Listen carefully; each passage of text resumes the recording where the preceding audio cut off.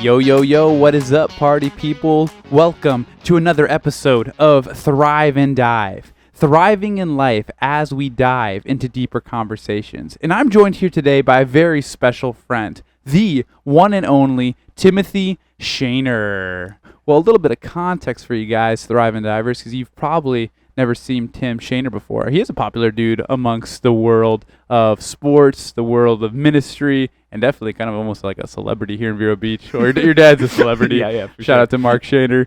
But Tim is here. But on the day that we're filming this, he's in town for Christmas, hanging out with the Shaner family because Timothy lives in Chicago. And super thankful when I heard he was going to be in town. I'm like, oh, I got to get him on the podcast because he has a lot of wisdom to share. We go back quite a bit, and I think it'll be a blessing to everyone to hear from Timothy. So, Tim, glad you're able to take out some time to be on Thrive and Dive today. So, super thankful for that. So, a little bit of context about how Tim and I know each other, and you can fill in the gaps, Tim, if I miss any crucial details. But we'll go ahead and start. Back in high school, I met Tim's older brother, Austin. Shout out to Austin, because we are the church I grew up going to, and the church that Timothy grew up going to. We're in the same network called the Church of God movement, and we had these different youth trips that we would go on. And I believe the one that I met Austin, Tim's brother, was a student leadership summit. I don't know what it was called, but probably. It was at Mid-America University in Oklahoma. And I remember meeting Austin. So, he likes soccer, so that was already a win. You know, not many people apparently like soccer. There's a lot of soccer haters, but people that truly love the game. So got to meet Austin, super cool guy, kind of limited interactions. And then I transferred, long story short, from one college to Warner University, because my brother was there and Tim's brother were both there on the soccer team, and I guess both our older brothers convinced us that Warner was the place to be. Yeah. I don't know what your reasons were for going to Warner, but I know my brother was a big reason I went. Nothing really seemed super intriguing to me about the school. No offense to Warner. I was like, Central Florida, no beach, really hot. Yeah, it's like not necessarily the most tantalizing experience per se, but I went. And I found out that I could room with Austin's brother. And I'm like, shoot, Austin's super cool. So hopefully his brother is super cool as well, which he was. So Timothy and I were roommates at Warner University. Shout out to Warner, back in 2017, I believe. And then we had two other roommates. Shout out to Austin Steen, if you're watching, and Heiner De Jesus. Is that the full name? Oh, yeah, for sure. There you go. So I could share some more, but Tim, you want to go ahead and maybe unpack that roommate experience? And we played on the soccer team together at Warner University. Want to fill in some of the gaps there? Yeah, I mean, that was a crazy first. It was my freshman year. I know you transferred in. Yep. So, yep. And then one of the other guys, Austin Steen, he transferred in too. And yep. Heiner was a freshman, so it was some freshmen with some transfers. But man, that room was crazy. I think probably we had one of the most fun rooms on Warner's campus. We had a dartboard up in there. We played the dartboard. We played zombies all the time. Call of Duty, baby. Yes. Yep. And we had dance parties. One of my favorite videos of James is just James dancing, just going crazy to some Moana. And it's to Moana. That's when Moana just came out, so it was like fresh, and the soundtrack was bopping. And the funny part was I just had surgery for a hernia, and I was supposed to be taking it chill and cool. But when that music came on, I just couldn't resist the dance. Thank God I didn't burst my surgery stitches, but I was moving. He has a video to show. Maybe that will one day end up on the internet. Maybe not. Maybe that's just for us. But yeah, keep going. Yeah, and it was so fun. That room, like, I definitely look back to those days, and just like it was so fun to live with those guys. And a lot of times me and James would get left behind because that year we had like 40 guys on our soccer team. This is true. And it was crazy. And so like they would have to take travel rosters, and we didn't make the travel team. Yeah, we were like, we should be on the travel team, but looking back, maybe we shouldn't have been. I don't know. I mean, when but it's funny because both our roommate, Austin and Heiner, are probably two of the best players on our team. Well, Heiner was definitely the best player on our team. Yeah. And then Austin was one of the top 10, obviously, because he was on the starting lineup. But like, and then me and Tim were just, Yes, we were the foundation, Oh, yeah. holding them up, Oh, right? yeah, for sure. Praying for them while they're away, you know? For sure. We, We were those guys who they're like, yeah, the whole team matters. Like, you got to push everybody. And we were those guys who pushed them. We pushed them. We pushed them hard. Yeah, that's what we did, 100%. But yeah, it was a great time that year. And shout out to the college experience. I mean, I know maybe college isn't for everybody, and maybe you want to stay locally at your community college. You do you. You do that the Lord leads. But one of the benefits of going to a college and even being involved in a sports team on top of that is you do get to build community of people that, shoot, we're 4 years removed, 4.5 years removed since college. We're connecting still. And hopefully, God willing, 10 years, 15, 20 years down the road, we'll reconnect again because we made that first initial contact, in a college environment like Warner University. So I encourage you guys, make good friends at college if you're attending. Keep up with them. Obviously, find some good friends that love the Lord. And that will push you to be a greater person, spiritually speaking. Because I know for Tim and I, maybe we weren't the best on the soccer team, but we pushed each other on the field. We pushed each other spiritually. I remember we did those Bible studies, I'm pretty sure, like every Tuesday morning before classes, which is kind of just not typical, right, to have people that are pushing you like that. So find those type of people. But, had fun experiences as well. The dartboard. Remember we watched the horror movie together. I don't do horror movies at all. So for context, that's probably the only horror movie I've ever seen. I think it looks like Timothy was not a horror movie fan either. No. But doing that with you and the group was just, it was just so funny. Yeah. We're all hiding. We're all being chickens together. So, and I'm sure there's other highlights and lowlights. So you kind of already answered my question, I guess. But what were some of the highlights and lowlights of our time at Warner together? Any other things you want to add? Those are kind of the big ones. I mean, man, you kind of talked about it, but like as for us, like being on a team was just so fun because like even though like we only were in freshman year, but like we still spent every day together out at the practice field and like going on trips and stuff. And so it's still like a really good experience all the way through just because you have like a group of brothers who like want to be together and you push each other. And we, sometimes we had some more believers on the team, sometimes we didn't, but like we were still able to find that core group of people and then like use that to like even to our teammates share the gospel, which was so cool. Absolutely. And really like look back at Warner, even though it all wasn't great, but like there's some really fond memories of times where we just had fun and just like living life to the fullest because we were able to live it in Jesus and with community, which is cool. Absolutely. I love that, Tim. Well spoken. So with that being said, Thrive and Diver. So now you gotten kind of a visual, a little bit about Tim, right? He's into soccer. He loves the Lord, and any other like fun facts that Thrive and Divers should know, so they can totally have a full picture of what Tim, maybe like a favorite movie, favorite candy. I don't know, something that's like essential, like you like long walks on the beach. I don't know. Yeah, I mean, I love the warm weather, which is kind of a bummer since I live in Chicago, but that's an essential. I'm a big fan of Oreos. Like, I'll go through a whole pack of Oreos in a day. Shout out to Oreos. Double stuffed? Yeah, double stuffed for sure. Yeah, and so those are kind of some of the essentials. Anything outside, I just love to be active. Very outdoorsy. So, yeah, active. for sure. Good. Awesome. Sounds like we're setting you up for like a Tinder date or something. Here you go. Check this guy out. You're into Oreos and outdoors and warmth, right? There you go. Oh, that's funny. Great, Tim. Well, so what I want Tim to share, guys, on Thrive and Dive, and hopefully you can be encouraged by this testimony. We're going to have more of a testimonial topic today instead of diving into something more theological or, a cultural topic. I want to hear more from Tim on how the Lord has led him. So a testimony. And I love testimonies. We all have one, right? And we need to be able to keep track of how the Lord has been working in our life so that we can be able to tell our story, right? Because stories are one of the best mediums that we have available to us to share how the Lord is working, has been working, continues to work. So, Tim, I want to hear a little bit about your story, if you don't mind, and I'll let you decide where you want to start your story, but I do want you for sure to speak on what you're doing now and how the Lord led you to where you're at now at Chicago Eagles. So if you want to start in middle school, high school, college, or straight from where you started at Chicago Eagles. It's up to you. I'll let you decide that. So go ahead and tell us your story, Tim. Cool, yeah. So I'll kind of just work into like how I ended up where I'm at now. Sure. But whenever you're in middle school, high school, you kind of get that question of like, hey, what do you want to do when you grow up? And I always thought about that question. I was like, I don't really know. And then as I pondered that question a little bit more, I was like, okay, what are the things like I love to do?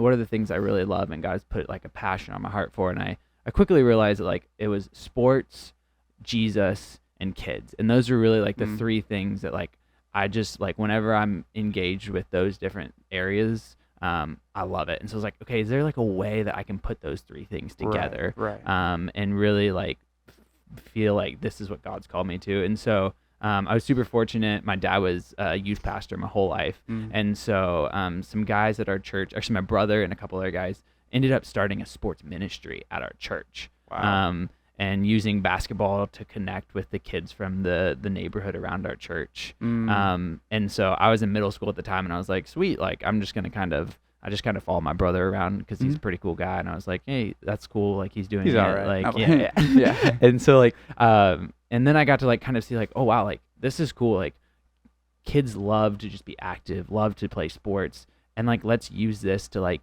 build relationships with them and build like long-lasting relationships with them. And then through those, like how can we like show them the love of Jesus and also like begin to disciple them. So in middle school, I kind of like got that glimpse of like, oh, this is like something you can do. Right. And so that was always in the back of my mind, and I ended up going to Warner University, as we already kind of talked about. Shout out to Warner. Great school, by the way. I feel like I kind of downscaled it. It's a great go school. Go there. Yeah. My brother works there, but both Timothy and I graduated from there. You know, it's a good school. It is. It's a great school. Yeah, for sure. And so went there, and then actually had the opportunity to like help with another sports ministry there. And then kind of the people who started it graduated, and it kind of got like put on my lap of like, hey, is this something you want to run? And are you referring to Ball? Bold athletes living for the Lord. Yeah. And so somehow as a sophomore in college, they were like, here, take it, run with it. And I was like, I don't really know what I'm doing, but I knew that like God had kind of given me this opportunity to like continue this call on my life for sports ministry and continue to figure it out. And like, I didn't really know what I was doing. I just knew that like, I love Jesus, I love sports, and I love kids. And this is a great way to put all three of those things together. And so really just kind of started to like use that and be like, okay, what sports can we do to just get kids playing and being active, and then through them building relationships with them, we had like devotional times where we got to share different Bible stories with them and kind of introduce them to like the love of Jesus. And that was pretty crazy because like we would just take a bus around the neighborhood and just pick up kids. And that was really like my first experience. I think you joined us sometimes on the bus to pick up the kids, and like the kids absolutely loved it. They loved like just getting on the bus and talking with us as college students. And we connect with their parents, guys. That's something that we just grab a bus and pick up kids. Yeah.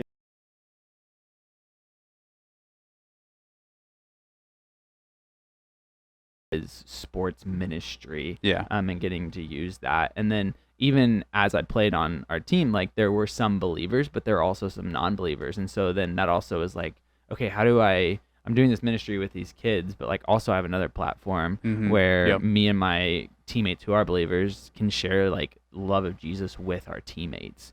And so like those things kind of started to cross a little bit, and being like, okay, like gotta see that you're trying to do something in my life of being like, of using soccer, using sport to share the gospel. There's lots of different ways that we can share the gospel at work.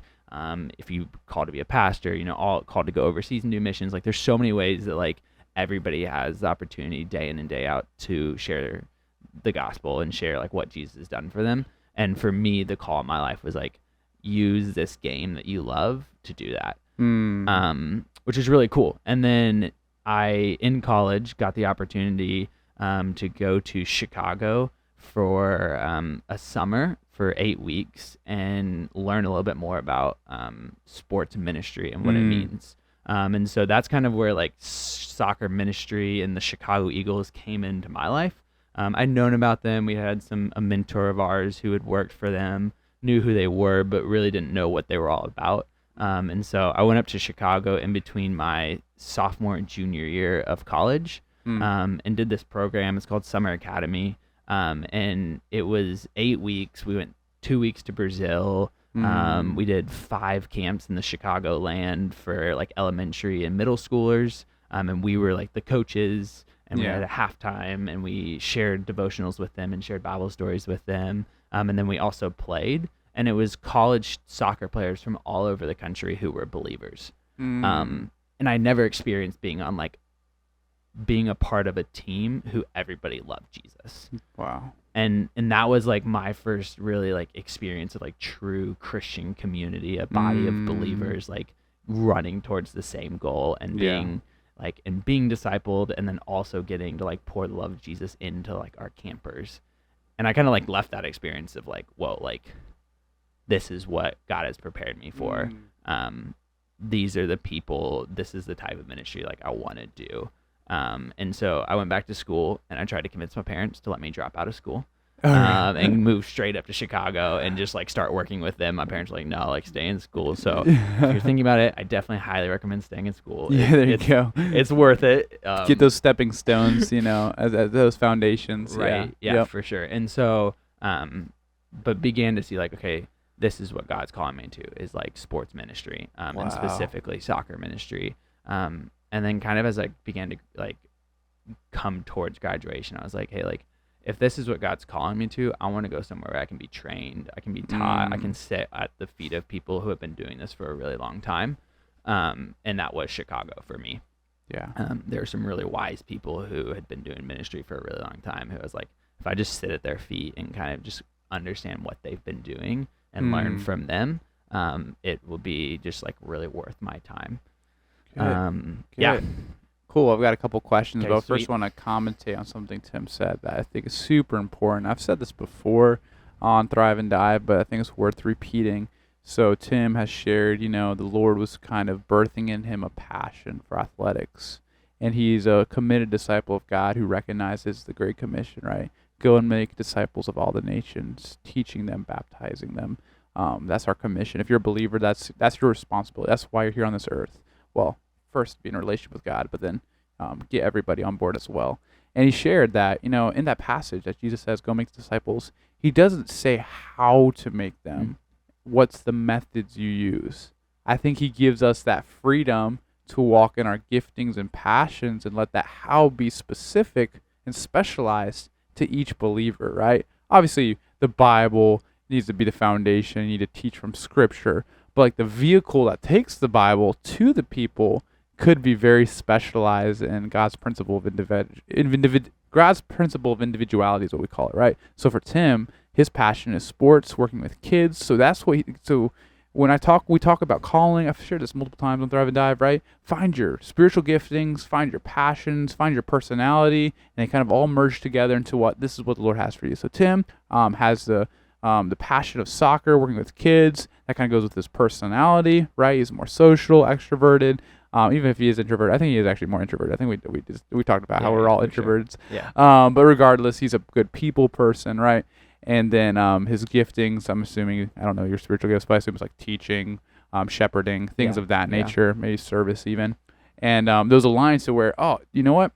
Working with Chicago Eagles, the sports ministry, is where God wants me to be, right? But for you guys, that could totally be different, right? Like if you're not into soccer, that's fine. That's not obviously the holy grail of spirituality, which is important, I think. I mean, if you want to build a bridge with people, just like 95% of the world plays soccer, so that seems like the most efficient sport to learn if you want to connect with the most people possible. Yeah, for sure. Like if you learn underwater basket weaving, you probably have a very small percentage of people you can connect with, right? Because that's really the goal, is build connections, building bridges. We've talked about this multiple times on Thrive and Dive, but just to be repeated, find the bridge that you're going to build to reach the person, right? That takes strategy, it takes relationships, right? Mm-hmm. Because anybody can, preach from the corner, and it could be effective. And if the Lord's leading you to do that. Do what the Lord's leading you to do. I'm not saying don't, but building a bridge through soccer is how Timothy reaches people, right? He builds that relationship with them. And it's not a bait and switch. I want to make sure you guys hear that, especially those of you who maybe are skeptical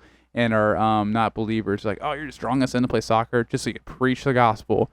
Yeah, it is, but we want to get to know you first and feel you, like empathize with you, build that relationship with you, do life with you, connect with you, because soccer is such a great tool. Any sport's a great tool to build camaraderie, like Tim was sharing, right? And then we want to share the gospel with you, because that's most important. That is our agenda, spoiler alert, but we want to get to know you first type thing. Is that fair to say? Yeah, that's for sure fair. So I'm glad, Tim, you are an example of, someone who's walking in alignment with their giftings and passions, right? So find out what your gifting and passion is and use that to the glory of God for the mission of God of making disciples, right? It could be making, I don't know, necklaces and bracelets. I mean, that's your passion, creative. Use that as a tool to make disciples.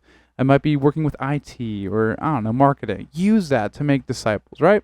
Yeah. So it's very individualized, which I love how God works that way. Yeah. Anything to comment on that, or is that? No, I mean, I think it's spot on. Like, God gives us all passions, and they're different, and you don't have to be like somebody else. You don't have to have the same passions as somebody else. Just like figure out, okay, what are the passions God give me, and let me use those for the kingdom to build relationships and to disciple people.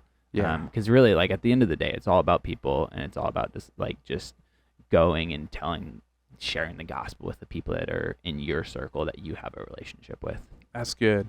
So a couple questions for you, Timothy. So you're with Chicago Eagles, which is, in short, a sports ministry that uses this game of soccer to reach people, right?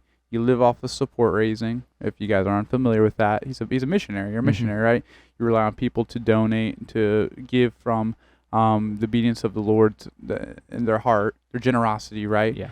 And what's been, you don't necessarily have to, this doesn't have to be in direct alignment with the support raising, but just in general, what's been the hardest part of working with Chicago Eagles? What are some like hard things you had to overcome or learning curves you had to learn to?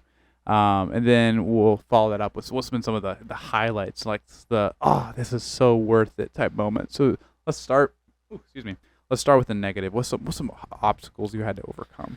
Yeah, I think for me, this has actually just come into like understanding for me in probably the last 6 months, but is like one of the hardest things for me is like I have built the relationships. I've been there for 2.5 years. Like I've built relationships with these kids, with their families, and different, like just spend a lot of time with them. I work in a African refugee neighborhood, and for the first 2 years, I went and picked up 12 kids for practice and would take them to practice and bring them home, and we would play pickup in the neighborhood, and I just spent a lot of time with these kids, and like there was like a personal burden on my heart. Like I have to go and like disciple these kids. I have to share the love of Jesus with them. And like within the last couple months, God's really like changed my heart and been like, no, Timothy, like you're just supposed to be like my hands and feet. You're supposed to be like you're just supposed to like, I'm supposed to shine through you. It's not you trying to do this. It's like, it's me doing this work through you. And you can do all the things you can't want to, and it may not work out, but like I'm the one who changes their hearts. Jesus is the one who changes their hearts. I'm not the one who changes their hearts. So with that being said, was your burden more of like I don't know, it was like weighing on you, like a stress, like you've got to be the one to do that? Because I'd say a burden's a good thing. Like you have a burden of heart for them. Yeah, but yeah. Was it too extreme, or? Yeah, I think it got too much of like me having to be like, oh, I'm the one who has to like, I'm not preaching the gospel to them enough. I'm not like, I'm not loving them enough in this way. Like, oh, they want to go to Chick-fil-A afterwards, and I'm like, no, like I got things to do. I need to go home. But like, oh man, like, okay, that's not me discipling them enough. And it really turned into like me doing a lot of things and not relying on the Lord to be the one that changed their hearts. I felt like I was the one who was trying to change their hearts. So you were carrying the yoke, and you just like take my yoke for it's easy and light. Okay, yeah, gotcha. Okay, for sure. Because you definitely keep the heart for you got to care. Yeah. I just want to make sure I was hearing that correctly. I assumed that, but I just wanted to make sure it was clear. Okay, cool. It was a lot of just like, hey, like God's the one who changes the hearts. We're just the ones who get to be in a relationship and get to point others towards Jesus. And there was a bit of me who felt like maybe I was pointing them towards myself, and really being like, no, like I'm going to continue like doing what God's called me to do, invest in these kids. But at the end of the day, like God is the one who changes the hearts, not me. Yep. You plant the seed, you do the watering, but God will make the increase. Yeah, as Paul said. Yeah, for sure. Sweet. So those are some of the harder parts. Yeah. Even recently, fresh off the press, you've been learning these past 6 months. Yeah. Awesome.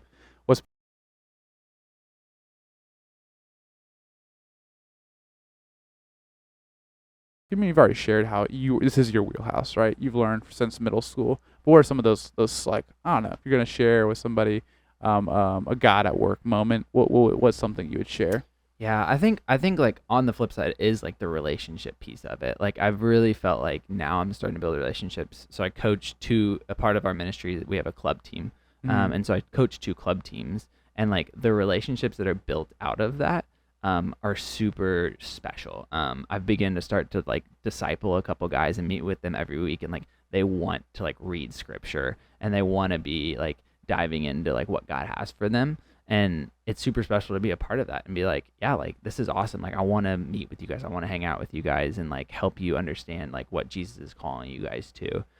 So I think that's one way, and just like the really cool moments have just been seeing how God has answered prayers through different like aspects of our ministry, of like being like, hey God, like I don't know if this is where we're supposed to go, but like if this is what we're supposed to do, we have like a micro league in a neighborhood, and before it was just like pick up, hanging out, kind of just playing soccer. We'd throw up goals and play, and we're like, God, we feel like you're calling us to something different, like what is this?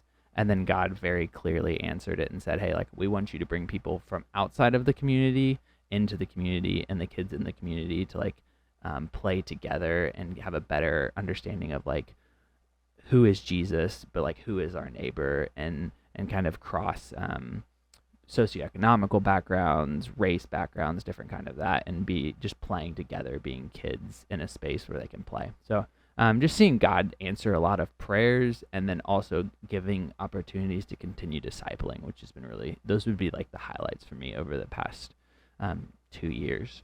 That's good. Henry Blackaby, I don't know if you're familiar with him, has a devotional book called Experiencing God, and one of the big emphases he shares is that instead of asking God to come where you are, go where God is working, go where God is at. So I think that was just a beautiful example of that, right? You know, you probably had your plans and do things, but Lord's like, no, I want you to work in this way. I want you to bring people outside the community in, Yeah. and you were submissive to that. So with that being said, Tim, I don't know if you know the answer to this. If you don't, that's fine. You don't need to make anything up. We're not about fake it until we make it on Thrive and Dive.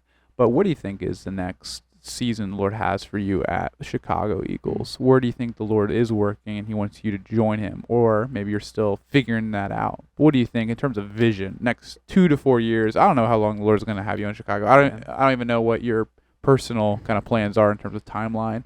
But what do you think the Lord has for you in the ministry in the next 2 to 3 years?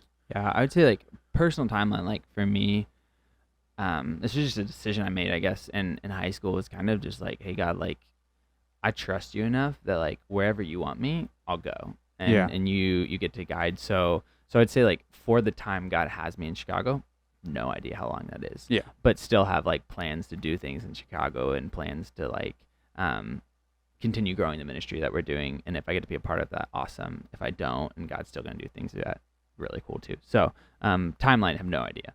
Yeah. I'm just kind of there as long as God has me. But I'd say the things that I'm really looking forward to in the future is really just continuing the relationship building. I think that's my favorite piece of the ministry, is just like building relationship with players and Yeah. building relationships with families. I enjoy the soccer, and I love that I get to like use the game to build relationships. Yeah. But definitely like the soccer isn't the piece that's like got my heart. I'm like not all about the soccer. I'm more about the people. Right. Soccer is the way I get to.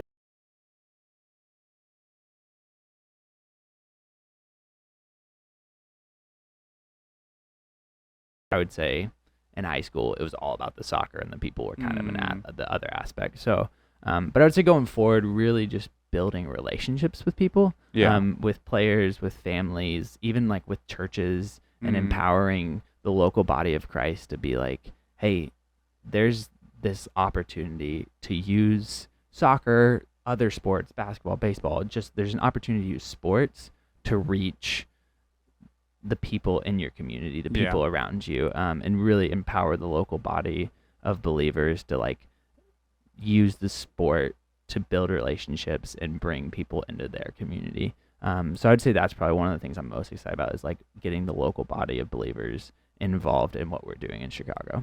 Good. And with that relationship piece, would you say you have a great like camaraderie with people? I don't, how many people work at Chicago Eagles? Is there a lot of people, or There's few? like 15. There's 15 people on staff. On 50. Okay, cool. So Yeah. how's that dynamic? Oh man. You don't have to get your personal business. Yeah, Let's no. talk about Benji over here. I'm No. not trying to get Yeah, the drama no, or anything. for sure. It's amazing. Like Yeah. I would say that part of the reason, a decent sized part of the reason I'm still in Chicago is like our community. Yeah. And so like I'm very blessed that the people I work with are also people that are like in my community and people who are encouraging me, lifting me up in my faith and like encouraging me to grow deeper. And so it's kind of crazy because it's like I'll go coach with somebody in the afternoon and then the evening like they'll be back at my house and we'll be playing board games together and stuff. And so I'm very blessed to work with other believers who love Jesus and who really like just really enjoy our community and really see the importance of like a good Christian community. And that doesn't mean that we don't have conflicts. Like Sure. in true Christian community, there's conflicts, but Absolutely. like If there wasn't, that'd be concerning. yeah, no, exactly, right. And so there's conflicts, but we're able to work through those because we aren't only coworkers, but we're friends, and we spend time with one another in and out of the office and on the field and off the field, which is cool. That's interesting that you mentioned that, Tim. You might not know the answer to this, and you kind of already did answer it, though, but it's unfortunate. I don't know. I don't have any firsthand experience, per se, but I hear, even just recently, I was talking to a buddy of mine. I'll leave his name anonymous and the organization anonymous, but it was this talk, and we were talking, and there was a kind of an appearance of a missionary organization that did not have that camaraderie amongst staff, which kind of blows my mind, because, right, being a missionary is like, I mean, not that there's levels of Christianity, but I feel like that's like varsity level. Like Right. missionary is like, you're really like gung-ho, all for the Lord type thing, super spiritual, obviously not trying to stereotype, but like, but you hear there's so much conflict with these, like not healthy conflict, like bad, toxic conflict Yeah. amongst the missionaries. And it's just like, man, what's going on, right? And then you see in churches, obviously in churches it happens a lot more, right? Unfortunately. And it's just like, man, how can we have that camaraderie? So I'm just curious. So it all, in my opinion, all comes down to how you build culture in your Mhm. team. And this could be another whole probably conversation for another episode of Thrive and Dive. So we don't necessarily have to get into all of it. But what do you think is the secret sauce to how you guys are gelling so nicely? You kind of shared it already in terms of the community aspect of it, but what do you think, just right off the head? Yeah, I think that like it is truly us realizing that like we are sinners and we are like all don't deserve the love of Jesus, and like God has called us into this, but we aren't perfect and we don't have all the answers and we're gonna mess up. And realizing like when somebody messes up in the ministry, it's not majority of the time it's not them like trying to, or when something goes wrong, it's not them like wanting to go wrong, it's like them just making a mistake. And we have like a lot of grace for one another and realizing like I'm not perfect, and really like am I the most qualified person to be doing what we're doing? Probably not, but because I have a relationship with Jesus, that makes me qualified, because he's the one who's doing the actual ministry. So I think there's a lot of grace, there's a lot of patience, and also just realizing like we're all sinners and we're saved by grace. So grace, patience, and you're not gonna say it, but humility. Yeah. Right. When you have to talk about humility, you're not really humble. So it's kind of it's like don't talk about humility. Yeah, for sure. Right. for But sure. from what I see, it seems like you guys are humble about it. Right. You realize that you're not the expert all the time. You realize that you do make mistakes, and if you're not humble, then it's gonna be hard to gel well. It's hard to gel well with a prideful person. And I would say like too, it comes down to leadership. Okay. Leadership's really important. Like our office director has done a fantastic job of getting the right people in the room, and realizing like there are like toxic people, and there are those people who can bring a culture down. Sure. And sure. like making sure that like early on the right people are in the room. Good. Or helping the toxic people either change their ways or respectfully saying, hey, this isn't the place for you, type thing. That's sure. good. Right on. We can do another whole leadership conversation, Yeah. Tim. But we're already kind of getting along in this podcast, right? So with that being said, Tim, any other things you want to say about your time with Chicago Eagles? I don't know, maybe even a word of encouragement to the Thriving Divers. Those are our people. We call them Thriving Divers. Kind of corny, but whatever. Maybe to those who are younger and trying to figure out, what's the Lord calling them to, right? You seem to have figured it out pretty early. A lot of people figure it out early. Some people don't know for a while. Some people are still figuring it out, right? But what would you say to someone who's trying to figure out, what is that calling the Lord has for me? So however you want to close, you don't have to necessarily give a whole speech about something, but yeah. How do you want to close out this podcast today? Yeah, I think first, just figure out what you love. Figure out what you love to do, and kind of see okay, how does this align with God's call in my life? How does this align with the Bible? How does this align with what other people are doing? And kind of just go down that road. I would say some of the most important things that I've learned over the years is the importance of community. The importance of having a group of believers that you're surrounded with who love Jesus, who love you, and who want what's best for you in your walk with Jesus. I think that sometimes we lack that community, and when we're trying to figure things out on our own, we can get kind of lost in our own thoughts, and it's harder to see exactly what God has for us. But whenever you have a group of people surrounding you and saying hey, this is what we see in you, and encouraging you in those ways, it's so amazing. And when you're surrounded by community, it makes it easier for them to encourage you and for you to be hey, this is what I think I'm seeing, and them to be able yeah, that's exactly what we see in you. We see these passions, we see these calls in your life, and go after it, and we're going to be here for you. And so I'd say really just finding your purpose, and also finding a group of believers who love you, who love Jesus, and who want what's best for you. That's good. I think that finding that community is such an important piece, Timothy. So find your community if you haven't, right? Sometimes the community will find your purpose for you, right? Someone might speak into you Tim, man, you do such a good job relating to people on the soccer field, right? Sometimes we're kind of blinded to what we're good at. Some of us are blinded and we think we're good at something that we're not. So maybe we need community to tell us yeah, maybe you shouldn't pursue the singing route. Your voice isn't all you think it is, right? So the community is there to help you, keep you in check, help encourage you and things like that. And then my final thing to kind of piggyback on top of that is to take a first step, right? If you feel I'm sure Timothy, the first time he started leading or helping out with sports ministry, it felt uncomfortable, didn't know what he was doing. He might even took some steps and directions that he's yeah, this is not for me, right? But you're not going to know until you try it, right? For sure. Take that first step. Find out. Maybe the Lord is giving you a passion for sports. Take a first step. Join a team. Maybe your Lord is giving you a passion for music. Take that first step. Take guitar lessons or whatever you do in music. I don't do music. I don't know. Do you do music? Yeah. Oh, no, I don't. Yeah, no. We're speaking out of our depth here. Pretty much the radio, that's all. Exactly. Yeah, exactly. So take that first step. So Timothy, super thankful for you, bro. Thankful for you sharing your testimony. We want to encourage you, and we'll continue to pray for you as you continue to do the Lord's work in Chicago, and then obviously all the other places you travel to as well. But guys, hope you're encouraged as well by the one and only Timothy Shaner. Yes. So this is Thrive and Dive, guys. Thriving in life as we dive into deeper conversations. Have a great rest of your day.